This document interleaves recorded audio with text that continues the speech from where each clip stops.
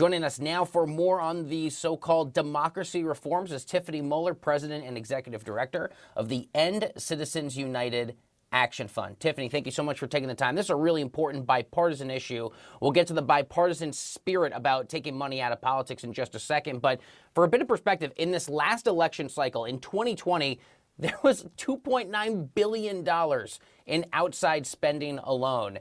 Without being reined in, do you see this figure, this number, as only growing for future elections like the 2022 midterms or the next presidential cycle? Absolutely. What we've seen since, and first of all, thank you so much, JD, for having me on today. It's so great to be here.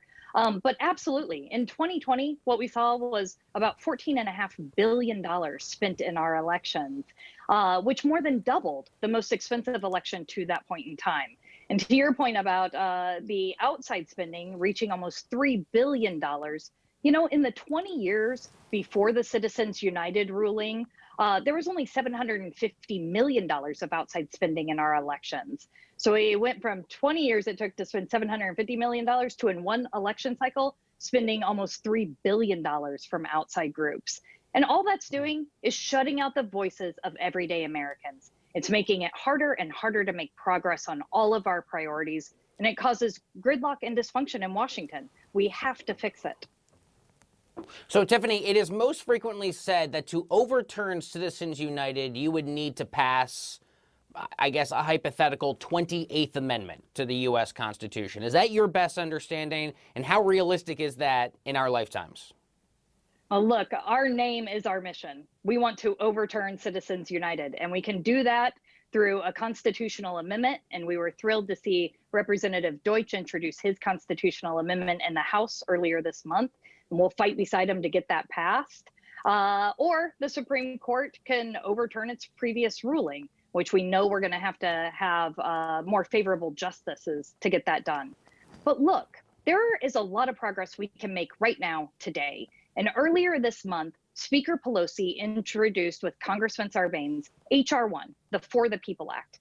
And Majority Leader Schumer is designating S1, the For the People Act. This is a once-in-a-generation bill that actually cleans up corruption, strengthens voting rights, gets money out of politics, and eliminates gerrymandering. It's the most comprehensive set of reforms that we've seen in generations. And we can pass that today with a vote in the House and in the Senate. I want to talk about the Representative Deutsch's amendment here, the Democracy for All amendment. In the last session, the 116th Congress, if I'm not mistaken, had 221 bipartisan sponsors, co-sponsors. What's your sense on how this will be received here in the new session? Do you expect the numbers to even grow beyond 221 in the House? Well, we hope so. We know that Americans know that there's way too much money in politics. It doesn't matter if you're Democrat, Republican, Independent. Right now, Washington's working for those who can write the biggest check, right? And so we welcome Republican and bipartisan support on these bills.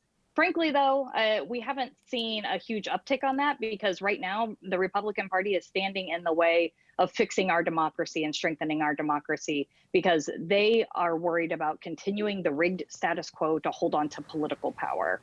But their voters across the country, including 70% of Republicans, want to see Citizens United overturned. What do you need to see from President Joe Biden on this issue the next couple of years?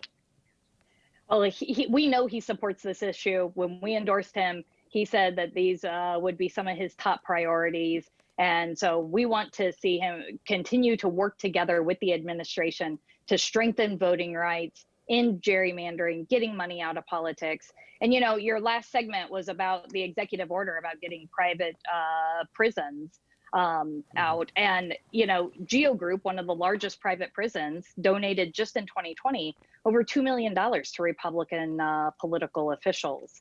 A big part of this is the cycle of folks writing big checks in Washington and then getting policy handed. We have to break that connection between the public policy and the money. You know, there are very few objective truths in politics, but I think we can all agree, and we should all agree, that dark money has far too big of a role. It took the 27th Amendment, Tiffany, 202 years to be ratified. If this requires a 28th Amendment, my hope for you and for all of us is it does not take that long to do it again. We have to leave things there. I hope you'll rejoin us at some point. This is a really important conversation, and we're committed to telling the stories around it. Tiffany Muller, President and Executive Director of the End Citizens United Action Fund, my special thanks.